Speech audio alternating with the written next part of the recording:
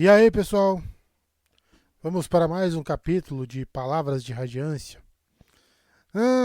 Se eu falar algumas loucuras aí é porque eu tô chapado até umas horas hoje.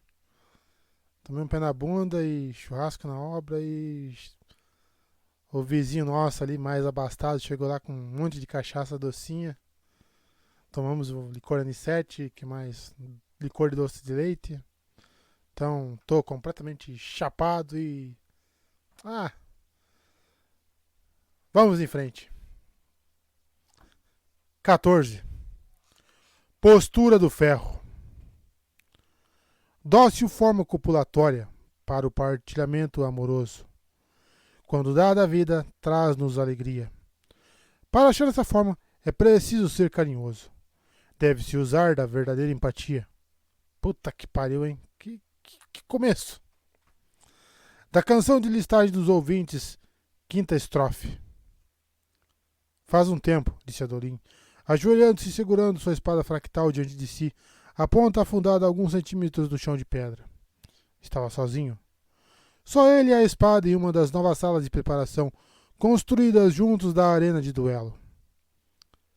Lembro quando conquistei você, sussurrou Adolim, olhando para seu reflexo na lâmina. Ninguém me levava a sério naquela época também. O Janota de roupas bonitas. Tinalar pensou que em duelar comigo só para me constranger meu pai.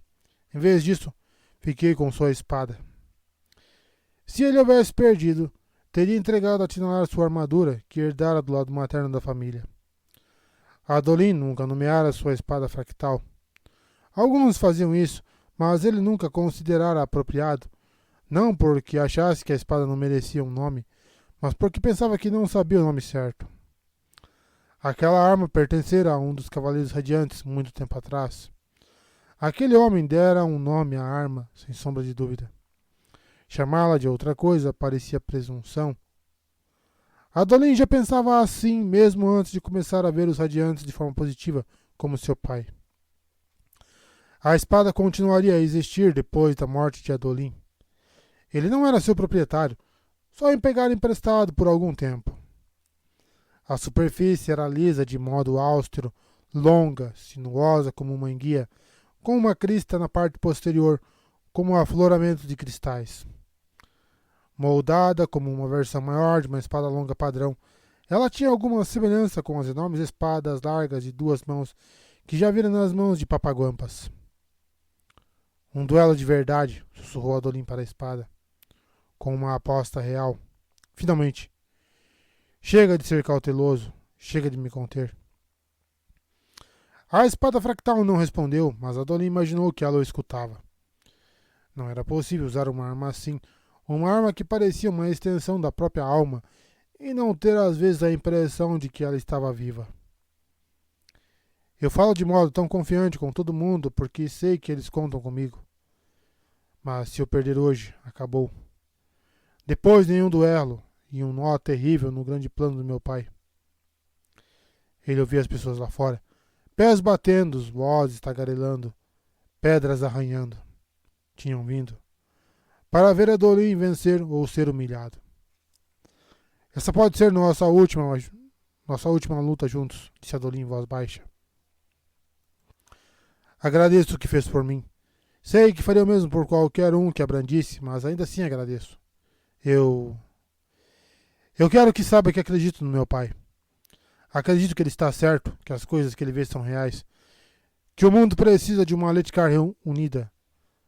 Lutas como essa são minha maneira de fazer isso acontecer. Adolin e seu pai não eram políticos, eles eram soldados. Dalinar por escolha, Adolin de modo mais circunstancial. Não seriam capazes de unificar o reino só na conversa. Teriam que lutar. Adolin se levantou, apalpando o bolso, então dispensando a espada em névoa e cruzando a pequena câmara. As paredes de pedra do corredor estreito que adentrou eram entalhadas com imagens das 10 posturas básicas da esgrima. Haviam sido gravadas em outro lugar, depois colocadas ali, uma vez que o cômodo foi construído, um acréscimo recente, para substituir as tendas onde antes ocorria a preparação para duelos. Postura do vento, postura da rocha, postura da chama. Havia uma imagem com a postura retratada para cada uma das 10 essências. Caramba, tô sentindo falta daquele licor anicete. Licor de erva doce da estoque. Adolin contou-as enquanto passava.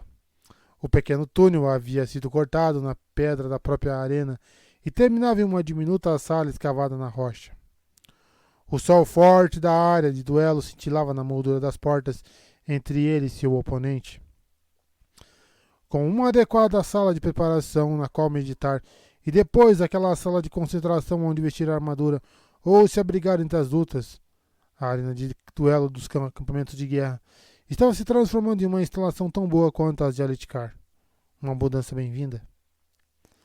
Adolin entrou na sala de concentração, onde seu irmão e sua tia o esperavam. Pai das tempestades. Suas mãos estavam suando.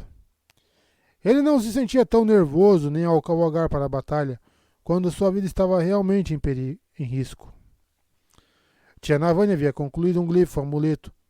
Ela afastou do pedestal, deixando de lado seu pincel, e levantou o amuleto para que ele visse. Estava pintado em vermelho vivo sobre um plano branco.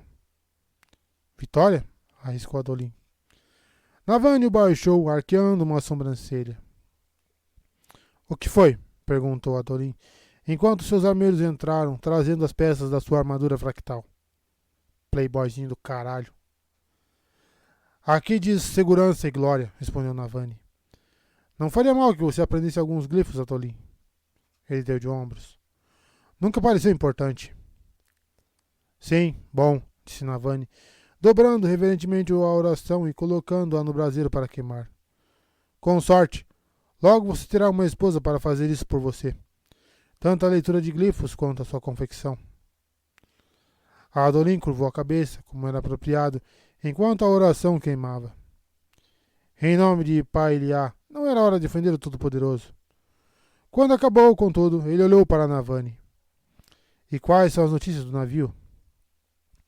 Esperavam que Jasna enviasse notícias quando alcançasse as criptas rasas, mas nada chegara. Navani havia conferido com o escritório do mestre do porto naquela cidade distante. Disseram que o prazer do vento ainda não havia chegado.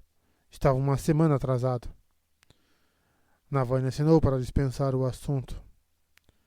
Jasna estava naquele navio. Eu sei, tia, disse Adolin, se remexendo de modo desconfortável. O que teria acontecido? Será que o navio fora pego em uma grande tormenta? O que teria acontecido com a mulher com quem Adolin talvez se casasse, se a vontade de Jasna se cumprisse? Se o navio está atrasado é porque Jasna está tramando alguma coisa, disse Navani. Espere só. Nós vamos receber um recado dela em algumas semanas, exigindo alguma tarefa ou informação.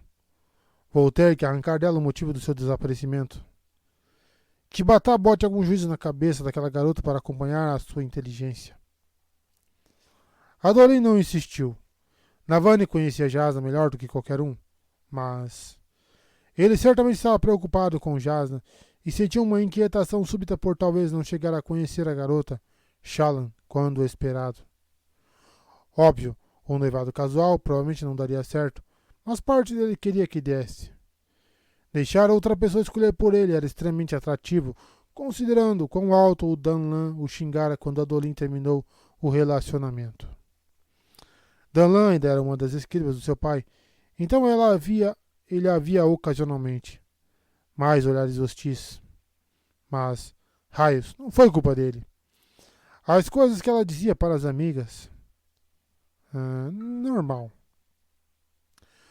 Um armeiro preparou suas botas e Adolin enfiou os pés nelas, sentindo-as se encaixarem. Os armeiros rapidamente afixaram as grevas, depois foram subindo, cobrindo-o com um metal muito leve. Logo, tudo o que faltava eram as manoplas e o elmo. Ele se ajoelhou, encaixando as mãos das manoplas que o ladeavam, os dedos em suas posições.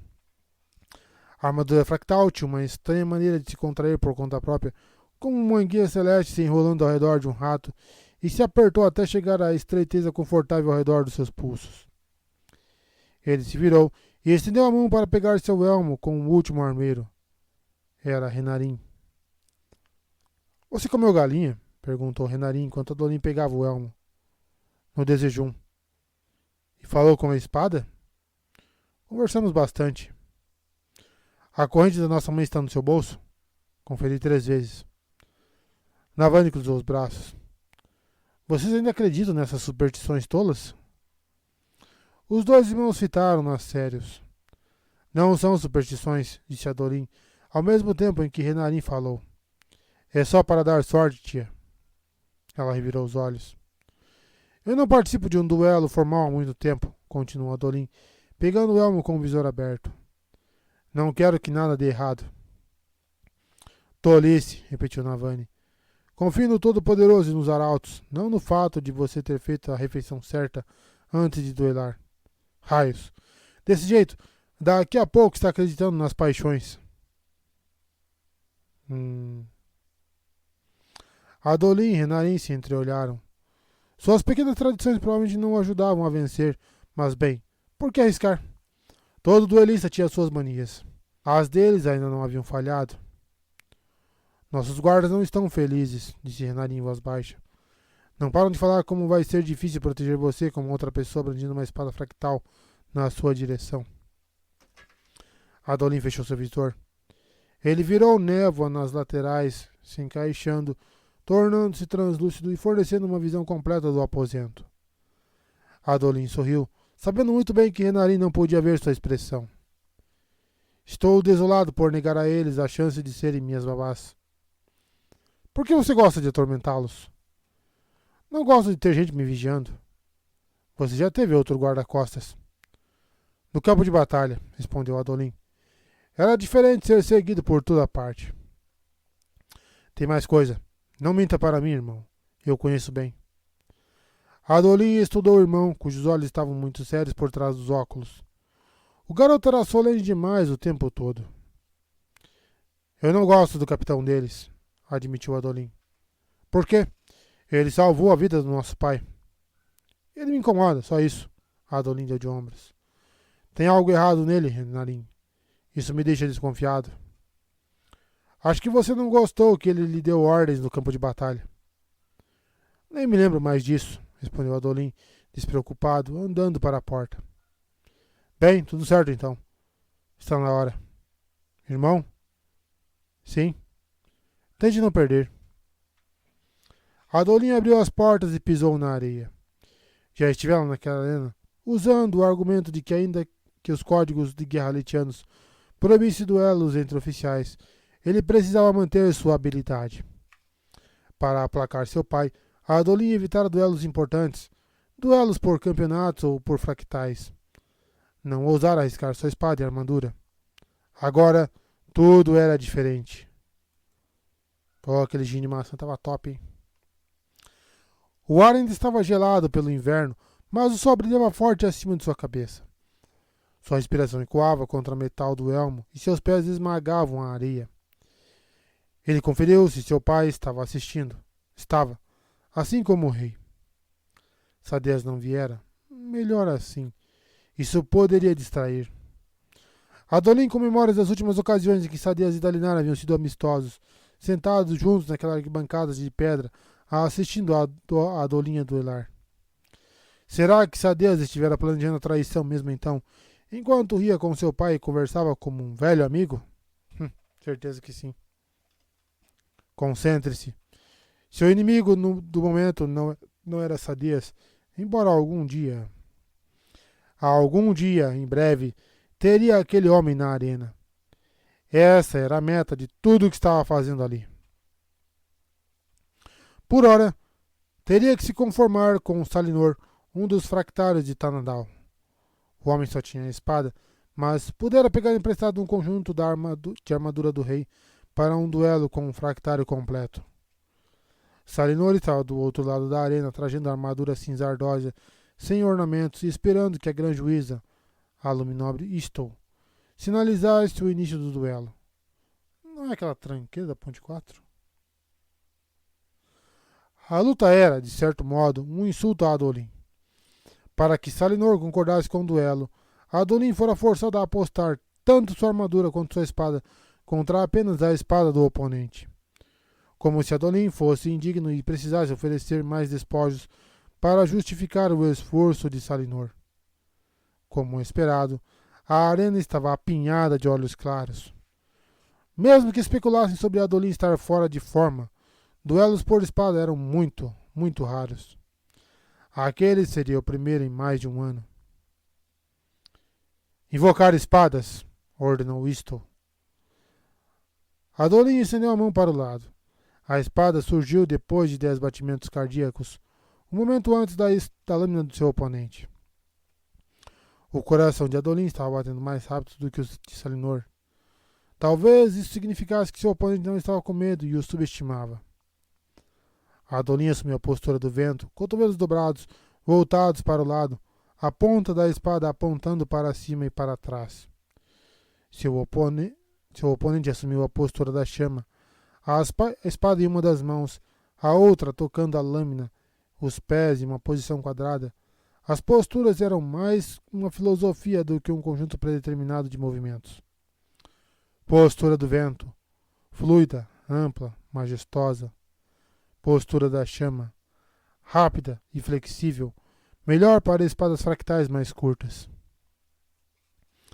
A postura do vento era familiar para Adolin. Ela o servira bem durante sua carreira, mas não parecia certa hoje. Estamos em guerra, pensava Adolin, enquanto Salinor avançava, cauteloso, procurando testá-lo. E cada olhos claros neste exército é um recruta inexperiente. Não era hora de espetáculo. Era hora de uma surra. Enquanto Salinor se aproximava para um ataque cuidadoso, para sondar se o oponente, Adolin se remexia e assumia a postura do ferro, segurando sua espada com as duas mãos ao lado da cabeça. Afastou o primeiro golpe de Salinor, depois avançou e bateu a espada no elmo do homem. 1, 2, 3 vezes. Salinor tentou se defender, mas estava obviamente surpreso com o ataque de Adolin e dois dos golpes o acertaram. Rachaduras se espalharam pelo elmo de Salinor. Adolin ouvia grunhidos acompanhados de imprecações enquanto seu oponente tentava levar a arma de volta para a ofensiva. Não era para ser assim. Onde estavam os golpes avaliativos, a arte, a dança? Adolin rosnou, sentindo a velha euforia da batalha enquanto rechaçava o ataque de Salinor, sem ligar para o impacto em seu flanco. Então brandiu a espada com as duas mãos e estrondou o peitoral do oponente como se estivesse cortando lenha. Salinor grunhiu novamente, Adolin levantou o pé e o chutou para trás, jogando-o no chão. Salinor deixou cair a espada, uma fraqueza da postura da chama, que só usava uma das mãos, e ela se desfez em névoa. Adolin andou até o homem e dispensou a própria espada. Depois chutou o elmo de Salinor com o calcanhar de sua bota. A peça da armadura explodiu em pedaços derretidos, expondo um rosto tonto e apavorado. Em seguida, Adolin bateu o calcanhar contra o peitoral. Embora Salinor tentasse agarrar seu pé, Adolin chutou implacavelmente até que o peitoral também estivesse despedaçado.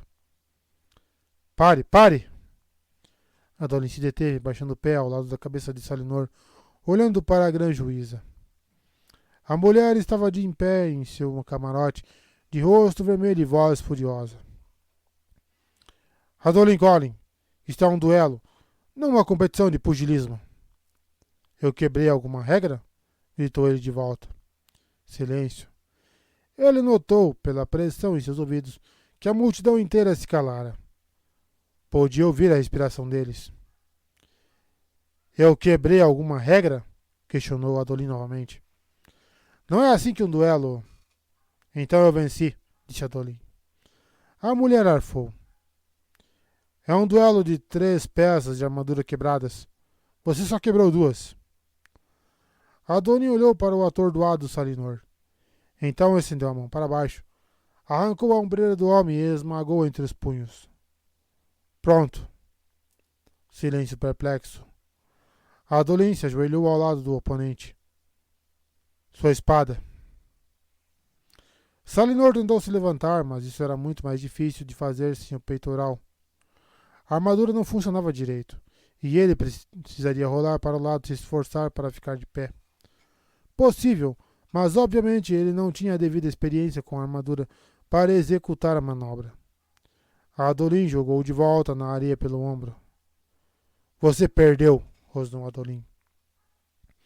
Você trapaceou, gaguejou Salinor. Como? Eu não sei como. É que não se faz. Ele perdeu o fio da meada enquanto Adolin cuidadosamente colocou a mão calçada com a manopla em seu pescoço. Os olhos de Salinor se arregalaram. Você não faria isso. Esprenos de medo se esgueiraram da areia ao redor do homem. Meu prêmio, disse Adolin, sentindo-se subitamente esgotado. A euforia nele se apagou. Raios. Nunca havia se sentido assim em um duelo. A espada de Salinor apareceu na mão do homem. O julgamento vai para Adolin Collin, o vencedor, proclamou a grande juíza, suando relutante. Salinor Eved perdeu sua espada. Salinor deixou a espada escorregar de seus dedos. Adolin tomou-a e se ajoelhou ao lado do oponente, segurando a arma com o punho voltado para o homem. Rompa o laço. Salinor hesitou, então tocou o rubi no punho da arma. A gema brilhou em um súbito clarão. O laço havia sido rompido. Adolin se levantou, arrancando o rubi, depois esmagando-o na manopla. Isso não era necessário, mas era um belo símbolo. A multidão finalmente fez barulho, um burburinho frenético. Tinham ido ver um espetáculo, em vez disso, a assistir a um ato de brutalidade. Bem, as coisas costumavam ser assim na guerra. Imaginava que fosse bom que eles vissem, muito embora quando voltava para a sala de espera se sentisse inseguro. Tinha sido imprudente. Dispensar sua espada? Colocar-se em uma posição onde o inimigo poderia ter facilmente alcançado seus pés? Adolin entrou na sala de preparação, onde Renarinho o fitou com olhos arregalados. Aquilo foi incrível, disse seu irmão mais novo. Deve ter sido a luta fractal mais curta já registrada. Você foi fantástico, Adolin. Obrigado. Ele estendeu a espada fractal de Salinor para Renarin. Um presente. Adolin, tem certeza? Quero dizer, não sou exatamente o melhor com a armadura que já tenho. Pode muito bem ter o conjunto inteiro. Tome. Renarin pareceu hesitar. Tome, repetiu Adolin. Relutante, Renarin obedeceu. Depois fez uma careta ao pegar a espada. Adolin balançou a cabeça, sentando-se em um dos bancos reforçados para aguentar um fractário. Navan entrou no recinto, vindo de um dos assentos acima. O que você fez não teria funcionado com um oponente mais habilidoso, observou ela. Eu sei. Foi inteligente, então. Você disfarçou sua verdadeira habilidade. As pessoas vão achar que venceu por astúcia, armando uma cilada em vez de duelar de verdade. Podem continuar subestimando você. Posso usar isso para lhe conseguir mais duelos. Adolin assentiu, fingindo ter sido esse o motivo do que fizera. E terminamos o capítulo 14. Muito obrigado pela força, pessoal que está acompanhando aí. Muito obrigado de coração. Se puder dar uma força para nós no Pix aí, eu agradeço. Estamos precisando e tá feia a situação. Mas vamos em frente conforme dá. E o pai vai dormir que tô com a cabeça virada no nóia. Tô vendo tudo girar. Esquerda, direita, pra cima, pra baixo. Valeu.